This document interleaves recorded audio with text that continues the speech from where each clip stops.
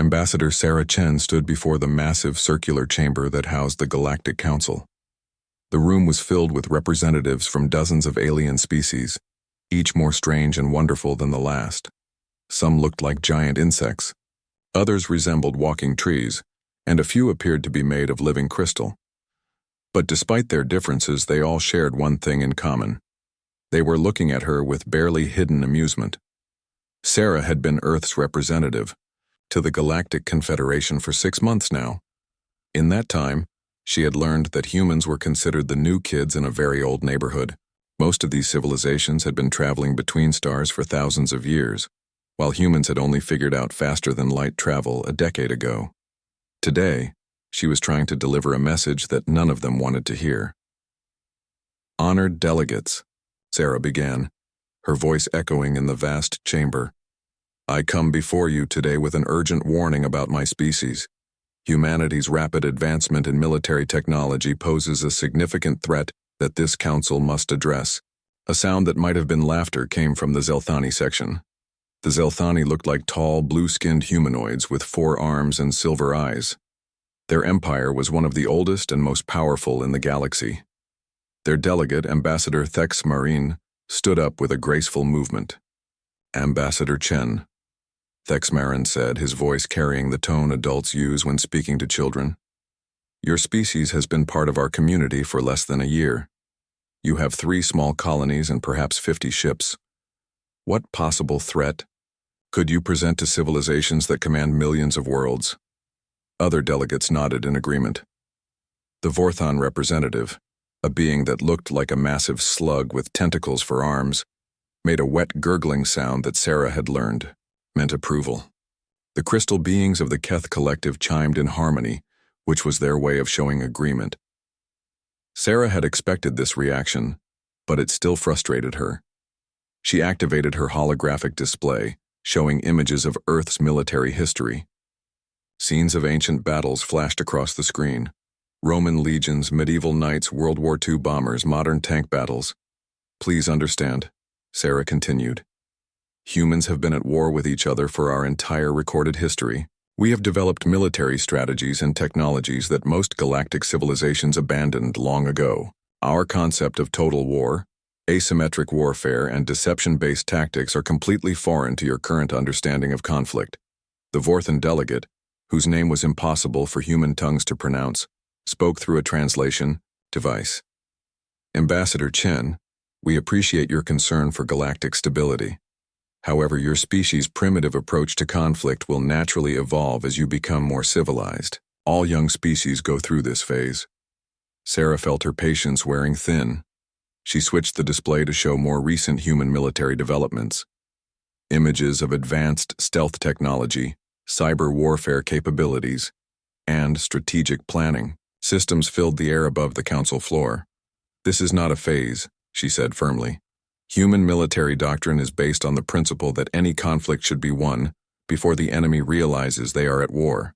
We believe in striking from unexpected directions, using the enemy's assumptions against them, and turning their own strengths into weaknesses." The Zelthani ambassador waved one of his 4 hands dismissively. "These are the fantasies of a species that has never faced real galactic warfare. When you encounter weapons that can destroy entire star systems, your little tricks will seem rather pointless." Other delegates began talking among themselves, clearly losing interest in Sarah's presentation. She could hear fragments of conversation. Discussions about trade routes, mining rights, and cultural exchange programs. Her warnings about human military capabilities were being treated like an interesting but irrelevant footnote. Meanwhile, millions of miles away on Earth, General Marcus Rodriguez was reviewing the final reports on Project Labyrinth. The general was a tall, serious man with gray hair and eyes that seemed to see everything. He had spent the last 5 years overseeing humanity's most ambitious military project. The general stood in a command center buried deep beneath the Rocky Mountains.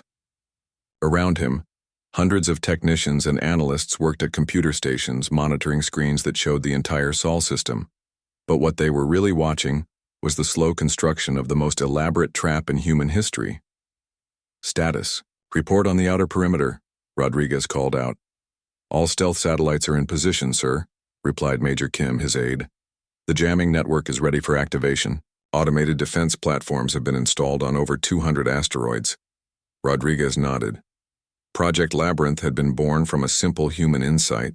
In a galaxy full of advanced civilizations, the best defense was to make sure that anyone who underestimated humanity would regret it completely. The project had started small.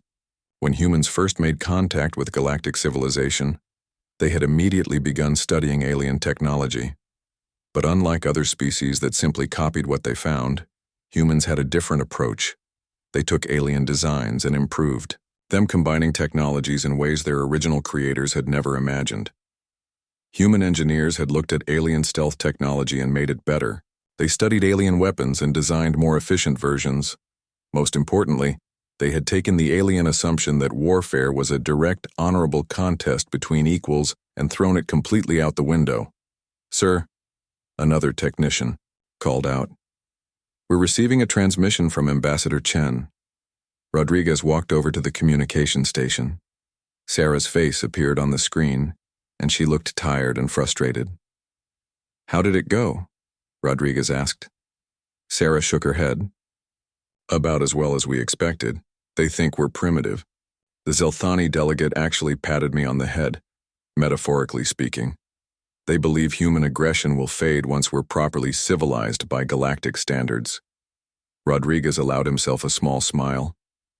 "Good. That means they're not taking us seriously.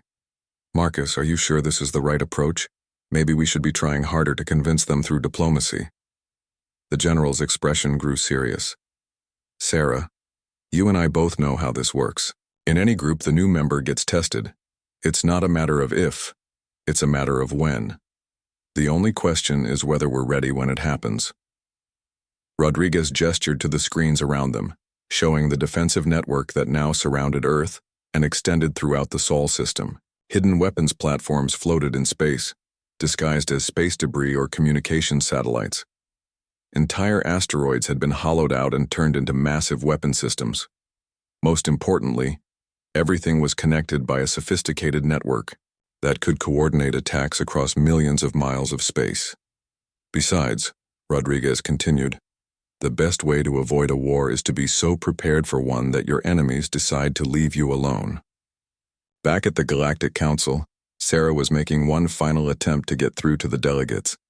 She stood again, her voice carrying across the chamber. "I want to be very clear about something," she said. "Humans do not want war with anyone in this council. We came here seeking friendship and cooperation, but if any civilization decides to test humanity's resolve, they will discover that we have been preparing for that possibility since the day we left our home system." The chamber fell silent for a moment. Then the Zelthani ambassador began what could only be described as a patronizing slow clap. "Very dramatic, Ambassador Chen," Thexmarin said. "But perhaps you should spend less time making threats and more time learning how civilized species conduct themselves." Sarah gathered her materials and prepared to leave. As she walked toward the exit, she activated her communication device and sent a coded message to Earth. "They're not listening. Proceed with final preparations." On Earth, General Rodriguez received the message and turned to his staff. "Ladies and gentlemen, Ambassador Chen has confirmed what we already knew. The galactic community is going to learn about humanity the hard way. Make sure we're ready to teach them." The trap was set. Now all they had to do was wait for someone to walk into it. 6 months had passed since Ambassador Chen's warning to the Galactic Council, and tensions were rising throughout the galaxy. Human colonies had been expanding at a rate that made many alien civilizations uncomfortable. The humans were not just building settlements. They were transforming entire worlds using advanced terraforming techniques that seemed to appear from nowhere. The speed of human expansion was causing problems with established trade routes. For thousands of years, alien civilizations had followed the same paths through space, using the same planets for refueling and resupply.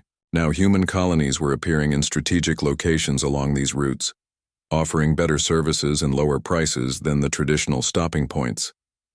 Admiral Kextar of the Zelthani Imperial Fleet stood on the bridge of his flagship, studying reports about human activities.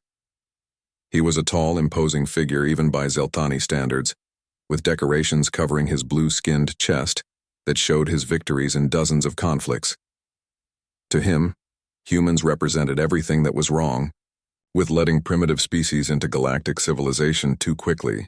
Admiral, his aide reported, the Vorthan Commonwealth has officially complained about human interference with their mining operations in the Kepler sector.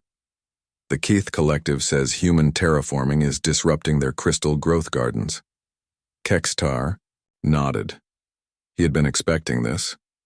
The humans were acting like typical newcomers, greedy, impatient, and disrespectful of established order. They needed to be taught their place in the galactic community. How many ships do we have available for a police action? Kextar asked. 200 vessels, sir, including 12 dreadnoughts and 30 cruisers. More than enough to handle anything. The humans might have. The Admiral smiled. A police action was perfect for this situation.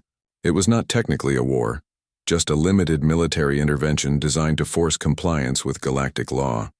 The humans would be given a chance to surrender peacefully and accept proper supervision of their expansion efforts. If they refused, their military forces would be quickly destroyed, and their colonies would be placed under Confederation control. Within a week, the Confederation fleet was assembled and moving toward the Sol system. The ships were impressive, massive vessels that had been designed and built by civilizations with thousands of years of experience in space warfare. Each dreadnought was over 2 miles long and carried enough firepower to level a city. As the HFY fleet traveled through hyperspace, Kextar broadcast a message to Earth demanding immediate surrender. The message was formal and polite, as was traditional in Confederation military actions. Attention, human government, the message began. The Galactic Confederation has determined that your recent expansion activities violate several established laws regarding territorial boundaries and trade route interference.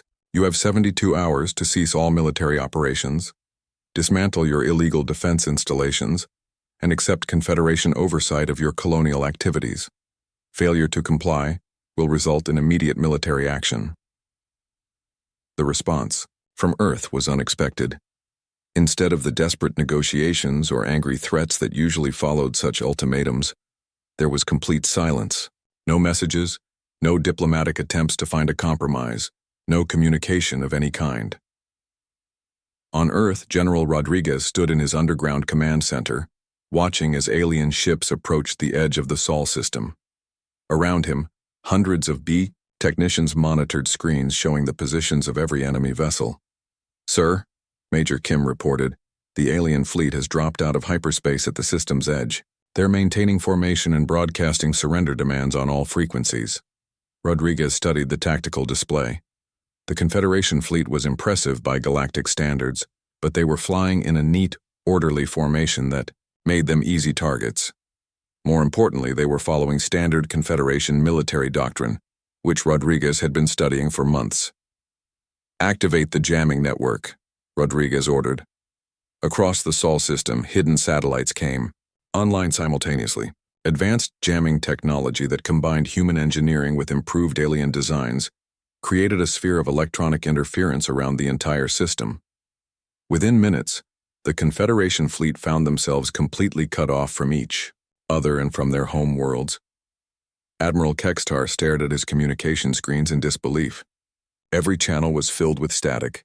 His ships could no longer coordinate with each other, and worse, they could not call for reinforcements or report back to Confederation command. What is this? Kextar demanded. How are they blocking our communications? His technical officer was frantically working at his console. Sir, they're using some kind of advanced jamming technology. It's not like anything in our databases. The interference is coming from multiple sources throughout the system. Kextar had never encountered anything like this before. In traditional galactic warfare, jamming was considered a minor annoyance at best. Most civilizations had moved beyond such primitive tactics thousands of years ago. The idea that anyone would build a system-wide jamming network was unthinkable. No matter, the Admiral said, trying to maintain his confidence. We proceed as planned. All ships, advance toward the third planet. Destroy any resistance you encounter.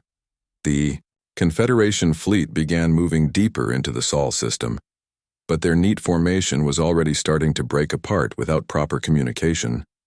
Ships that should have been coordinating their movements were now operating independently, following general orders but unable to adapt to changing situations. As they approached the orbit of Mars, the first attacks began. What had appeared to be empty space suddenly erupted with weapons fire. Hidden defense platforms that had been disguised as space debris opened fire with weapons that seemed impossibly powerful for their size. But the attacks were not random. Human strategists had studied Confederation fleet tactics for months, learning how alien commanders thought and how they responded to threats. The weapons platforms were positioned to force the enemy ships into specific areas of space, like shepherds herding animals into a pen. Admiral Kextar watched in growing alarm as his fleet was slowly separated into smaller groups. Every time his ships moved to avoid one attack, they found themselves facing another. The humans were not trying to destroy his fleet directly. They were manipulating its movement, pushing it towards some unknown destination.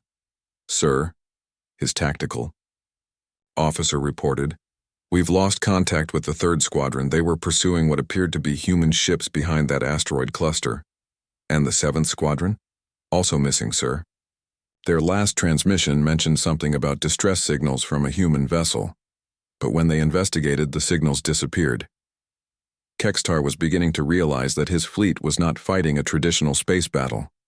The humans were using tactics that no civilized species would consider: deception, misdirection, and what could only be called guerrilla warfare in space. Human ships would appear from behind asteroids, fire a few shots, and then disappear before the Confederation vessels could respond. Sometimes the human ships turned out to be holographic, projections that wasted alien ammunition on empty space. Other times, what looked like a single human ship would turn out to be 3 ships using sophisticated stealth technology. The most frustrating part was that the humans refused to engage in honorable combat. Whenever Confederation ships tried to close with human vessels for a proper battle, the humans would simply vanish only to reappear somewhere else entirely. "Admiral," another officer called out, "we are receiving scattered reports from throughout the fleet. Our ships are encountering mines, automated defenses, and what appear to be booby traps. It's like the entire system is one giant maze designed to confuse and separate us." For the first time since the operation began, Admiral Kextar felt a chill of real fear. He was beginning to understand that his fleet had not sailed into a simple police action against a primitive species. They had entered the territory of a predator that had been waiting for them. The realization hit him like a physical blow. The humans had not been expanding randomly or carelessly disrupting trade routes. They had been deliberately provoking the Confederation, forcing them to respond with exactly this kind of military action. Everything that had led to this moment had been carefully planned by human strategists. But by then, it was too late. The Confederation fleet was scattered throughout. The Sol system unable to communicate effectively, facing an enemy that seemed to be everywhere and nowhere at once. The hunters had become the hunted, and they were trapped in a maze designed by creatures who understood warfare in ways the galactic community had forgotten. Kextar's last clear thought before his ship's systems began failing was that Ambassador Chen had been right. The humans were not primitive at all. They were something far more dangerous. They were experts at war, and they had just demonstrated that galactic civilization had no idea what real warfare looked like. Admiral Kextar's flagship drifted through the asteroid belt, its engines running at minimum power to avoid detection. Around him, the remnants of his once mighty fleet were scattered across the Sol system like leaves in a storm. What had started as a routine police action had turned into a nightmare that challenged everything he thought he knew about warfare. The bridge was eerily quiet, except for the soft beeping of damaged systems. Half of his crew was dead or wounded, and the other half was trying to figure out how they had walked into such an elaborate trap. The humans had turned their entire star system into a weapon, and Kextar's fleet was slowly being consumed by its status report. The Admiral commanded, his voice hoarse from hours of shouting orders that his scattered ships could not receive. "Sir," his tactical officer replied, "we have confirmed contact with only 37 vessels out of our original 200. 18 ships have been completely destroyed. The rest are either missing or unable to respond to our signals. Kextar closed his silver eyes and tried to understand what had gone wrong. The Confederation fleet had followed standard military procedure. They had approached the enemy system in proper formation, issued surrender demands, and prepared for conventional space combat. Instead, they had found themselves fighting an enemy that seemed to exist everywhere and nowhere at once. The human defense network was unlike anything in galactic military history. Traditional space battles were fought between fleets meeting in open space, with each side trying to overpower the other through superior firepower and tactics. But the humans had turned the entire Sol system into a single massive battlefield, where every asteroid, every satellite, and every piece of space debris was potentially a weapon. Lieutenant Zex Mori, the ship's communications officer, looked up from her console with fear in her large eyes. "Sir, I'm picking up movement on the sensor grid. Something large is approaching from the direction of the gas giant." Kextar moved to the sensor display and studied the readings. What he saw made his blood run cold. A massive object was moving through space toward their position, but the sensors could not get a clear reading on what it was. Sometimes it appeared to be a single ship larger than anything in the Confederation fleet.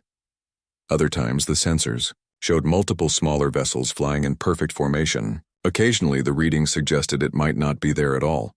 Could it be another holographic projection? Kextar asked. "Unknown, sir. The humans have been using holographic technology we've never seen before. Our sensors can't tell the difference between their projections and real objects."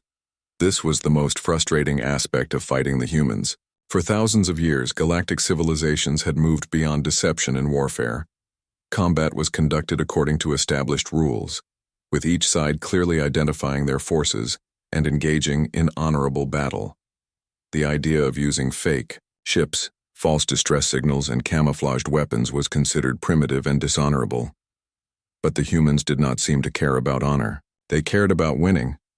A new alarm sounded on the bridge, and the tactical display lit up with warning symbols. The asteroid they had been hiding behind was moving. Not drifting slowly through space as asteroids should, but accelerating directly toward their ship.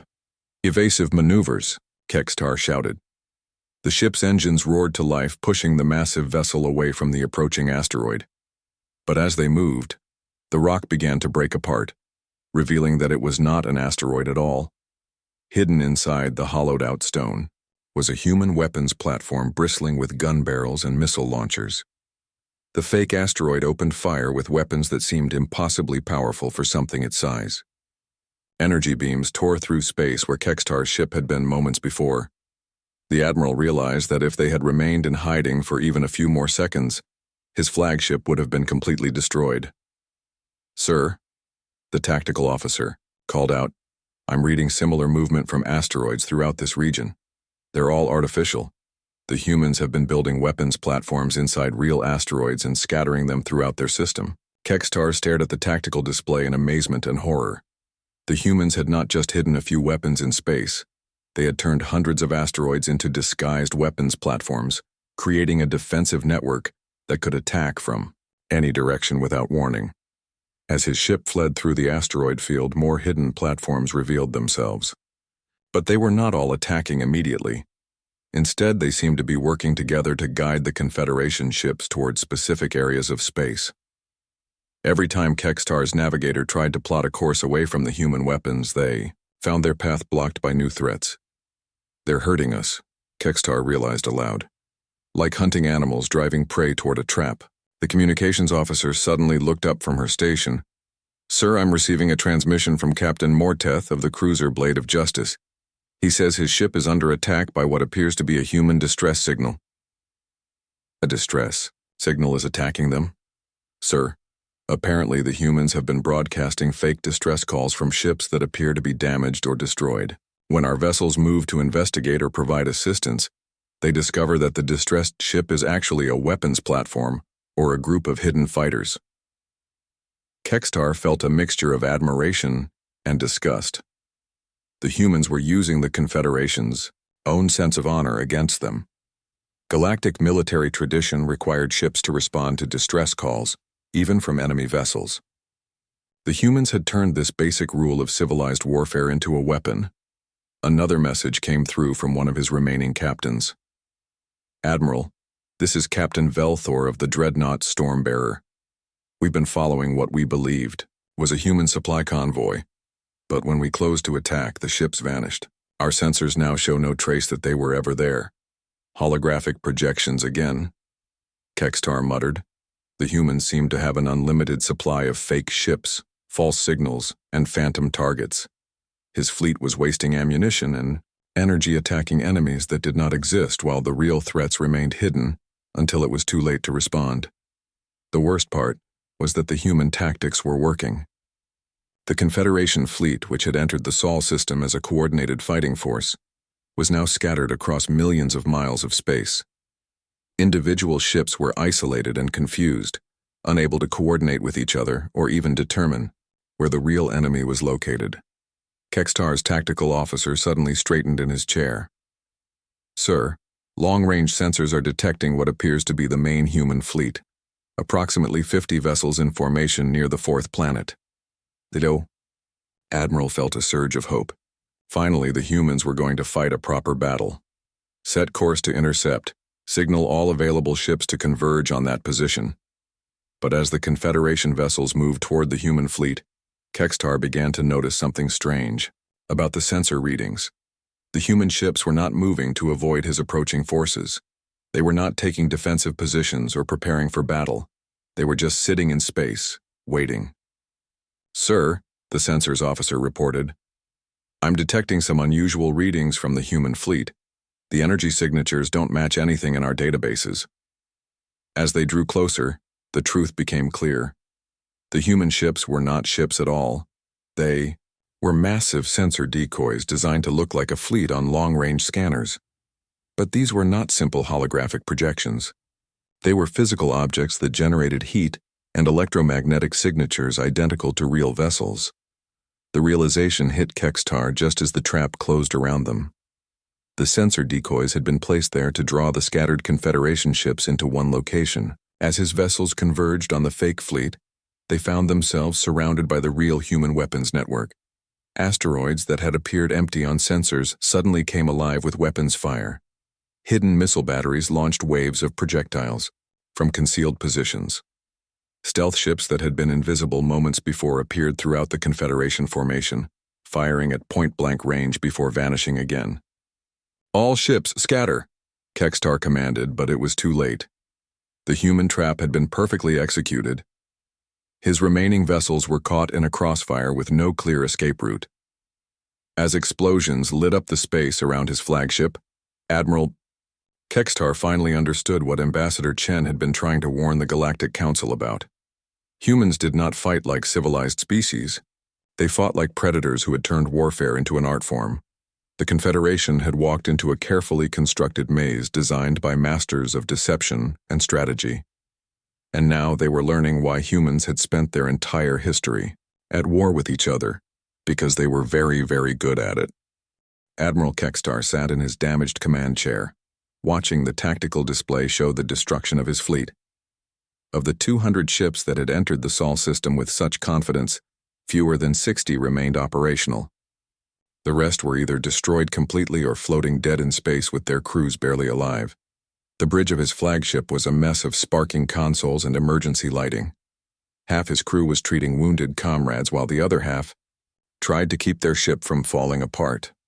The proud Zelthani Imperial fleet, which had never lost a major engagement in over 1,000 years, had been systematically destroyed by a species that supposedly did not understand real warfare. "Sir," his communications officer said weakly, blood running down her blue face from a head wound, "we're receiving a transmission from Earth. It's on all frequencies and being broadcast to every ship in the system." Kextar felt a mixture of dread and curiosity. Throughout this entire nightmare, the humans had maintained complete communication silence. They had spoken only through their weapons, delivering their message through carefully orchestrated destruction. Now, finally, they were ready to talk. "Put it on the main screen," the Admiral ordered. The display flickered to life, showing the image of a human male in military uniform.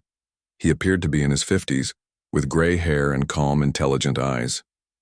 Behind him, Kextar could see what looked like a massive command center filled with monitoring stations and tactical displays. "I am General Marcus Rodriguez of Earth Defense Command," the human said, his voice steady and professional. "I am speaking to Admiral Kextar of the Zelthani Imperial Fleet and all surviving Confederation forces currently in this system." Kextar leaned forward in his chair. How did this human know his name and rank? The Confederation fleet had maintained communication silence since entering the system. "You have exactly 1 hour to order all your remaining ships to power down their weapons and surrender unconditionally," Rodriguez continued. "After that deadline, we will stop playing with you and demonstrate what human military capability actually looks like." "Playing with them?" Kextar stared at the screen in disbelief. This human was claiming that the systematic destruction of a major galactic fleet had been some kind of game. General Rodriguez seemed to read the confusion on Kextar's face. "I can see that you don't understand what I mean, Admiral. Allow me to explain what you have experienced during your visit to our system." The general gestured to someone off-screen, and the image changed to show a detailed map of the Sol system. Red dots marked the positions of destroyed Confederation ships, while blue symbols showed human defensive installations. "The mines that have been destroying your vessels were training models with reduced warheads," Rodriguez explained. "They were designed to damage and disable your ships rather than destroy them completely. We wanted to study your technology and tactics, not simply vaporize everything you brought us." Kextar felt his stomach drop. The weapons that had been tearing his fleet apart were training devices. "The automated defense platforms you've encountered have been operating at 30% capacity," the general continued. "We didn't want to end this exercise too quickly. The human ships that have been harassing your forces are crewed primarily by academy cadets and junior officers, gaining their first real combat experience." The image on the screen changed again, showing detailed recordings of the battles that had taken place throughout the system. Kextar watched in growing horror as he saw his proud fleet being systematically outmaneuvered and destroyed by what were essentially human students.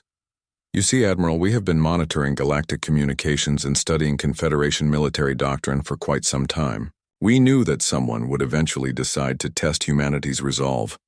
We've been preparing for that day since we first made contact with your civilization." Rodriguez paused, and his expression grew more serious.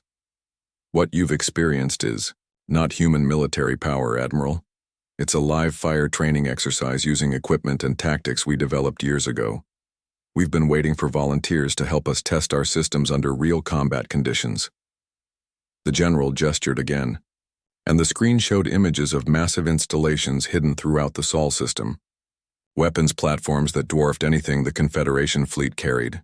Energy cannons that looked capable of destroying entire moons. Defensive networks that made what Kextar had already experienced look like children's toys. To demonstrate the difference between our training systems and our actual military capabilities, Rodriguez said calmly, "We will now provide a brief display of what happens when we stop holding back."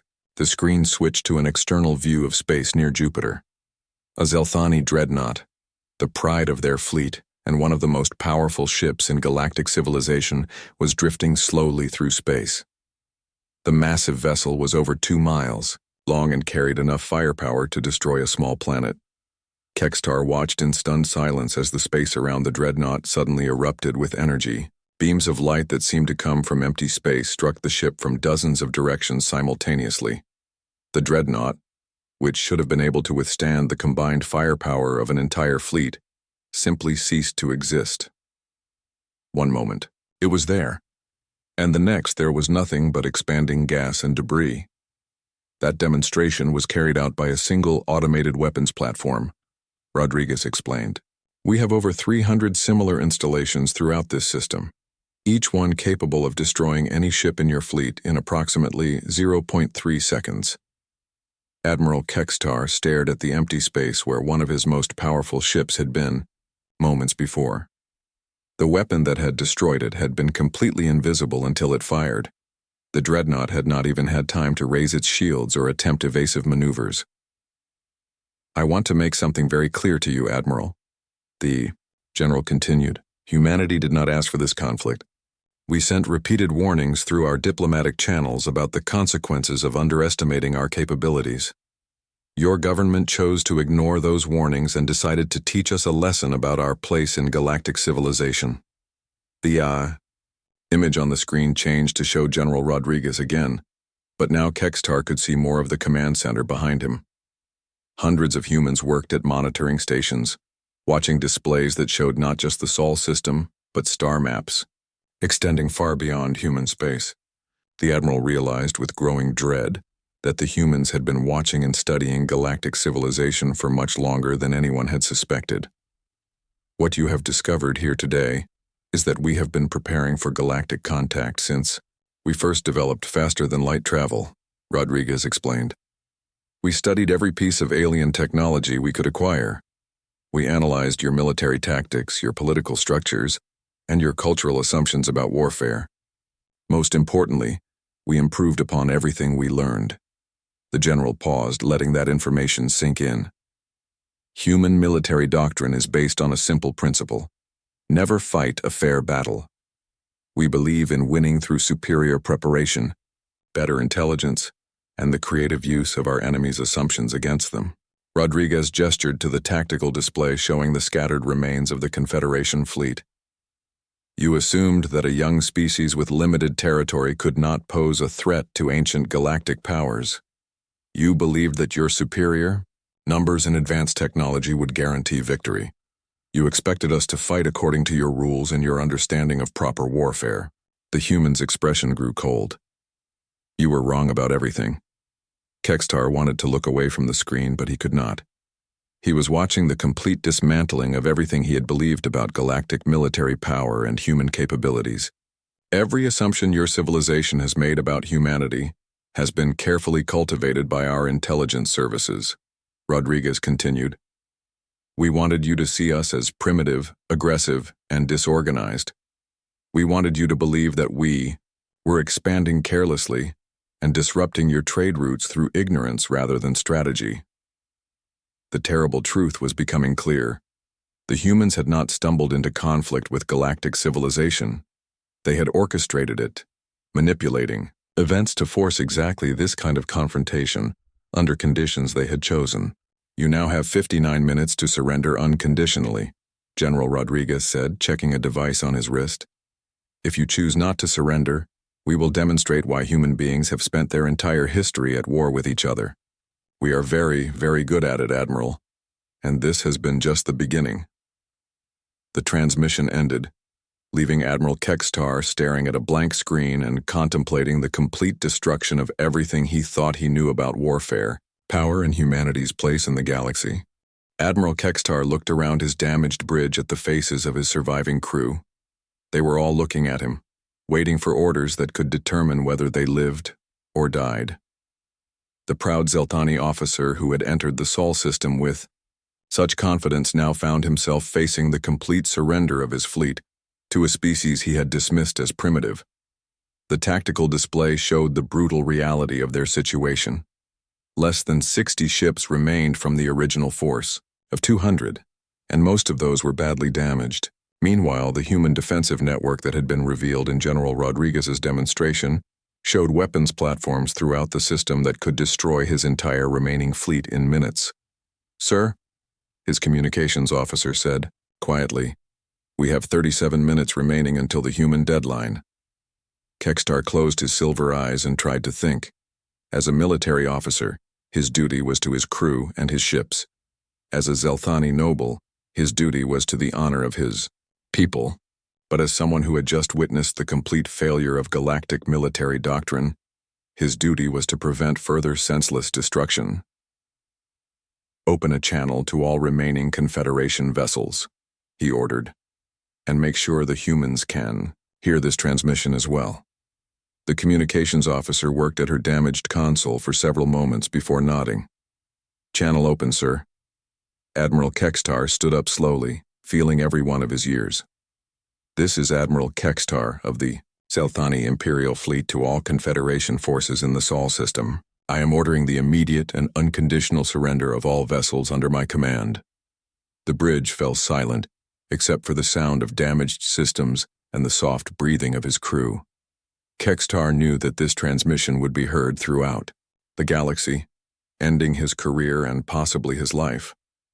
But he also knew it was the only way to save the lives of the thousands of crew members still alive on the remaining ships. Power down all weapon systems, he continued. Lower your shields and prepare to receive instructions from Earth Defense Command. To any ship commander who believes they can continue fighting, I order you to look at your tactical displays and count the human weapons platforms that are currently targeting your vessel. We are completely outmatched.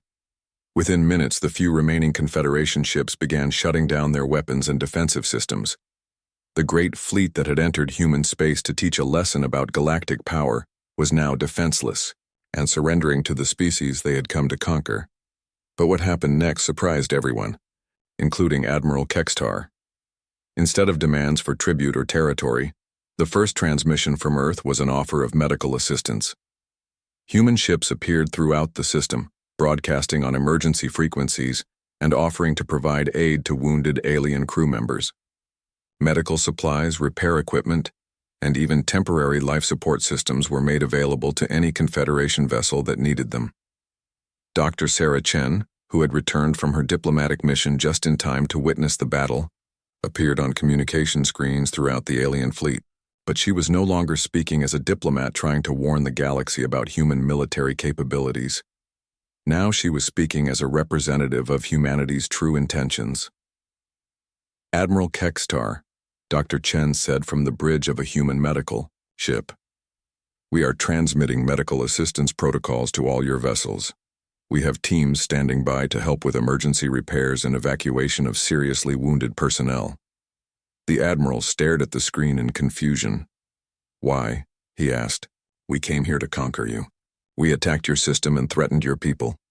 Why are you offering to help us? Dr. Chen smiled sadly. Because this was never about conquest or revenge, Admiral. This was about establishing our position in galactic civilization. We needed to demonstrate that humanity could not be attacked without consequences, but we have no interest in destroying those who acknowledge that reality.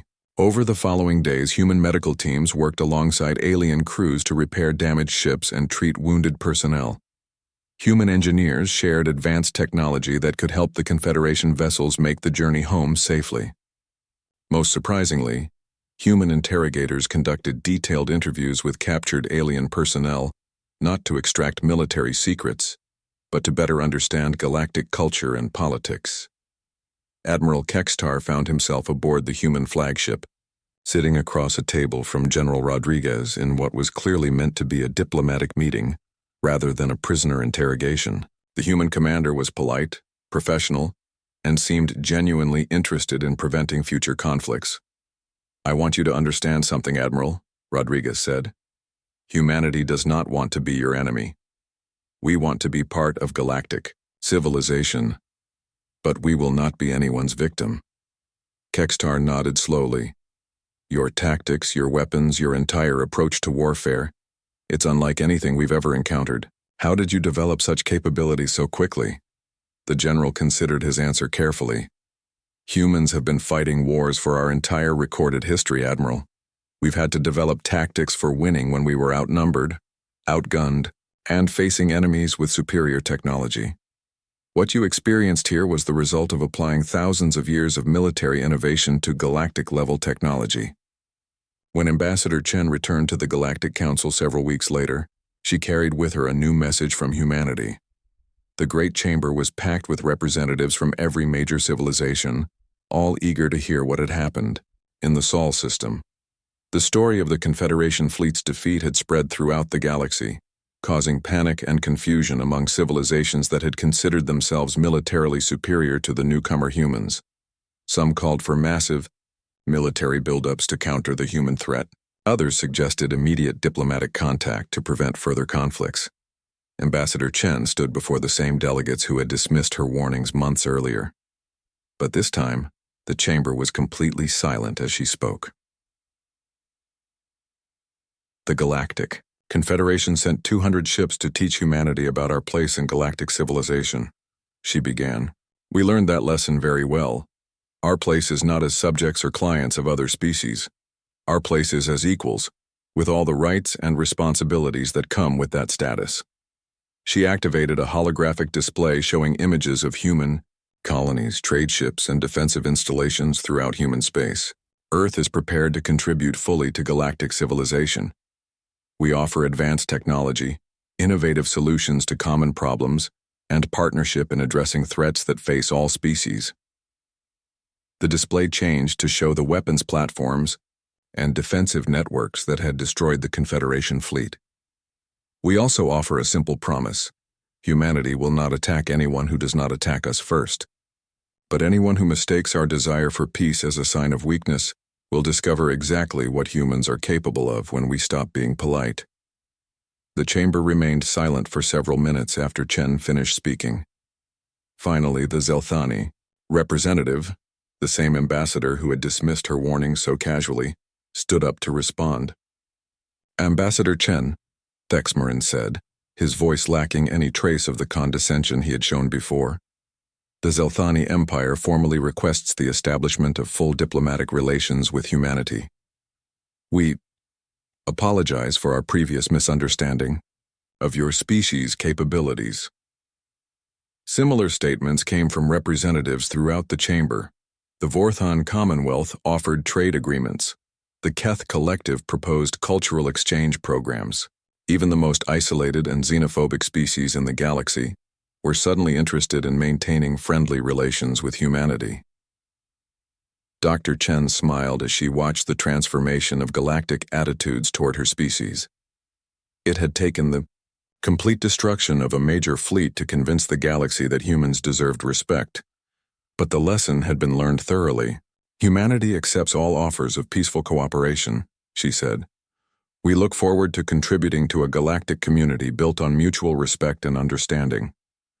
As the session ended and delegates filed out of the chamber, many of them approached Chen with private requests for meetings and discussions. The same species that had viewed humans as primitive newcomers were now eager to learn from the military innovations that had made Earth's defense possible. Admiral Kextar, who had been allowed to attend the session as an observer, approached Chen as the chamber emptied. "Ambassador," he said quietly, "I want you to know that I will be recommending immediate policy changes regarding humanity. My report will emphasize that your species represents a completely new type of galactic power." Chen nodded.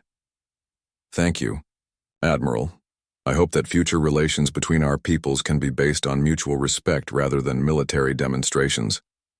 Kextar managed a small smile. "After what I witnessed in your system, Ambassador, I can assure you that no one in the galaxy will ever underestimate humanity again." As the various delegates left to report back to their governments, word spread throughout galactic civilization about the new reality. Humanity had announced itself to the galaxy not through conquest or threats, but through the complete dismantling of the assumptions that had governed galactic politics for thousands of years. The species that had been dismissed as primitive newcomers were now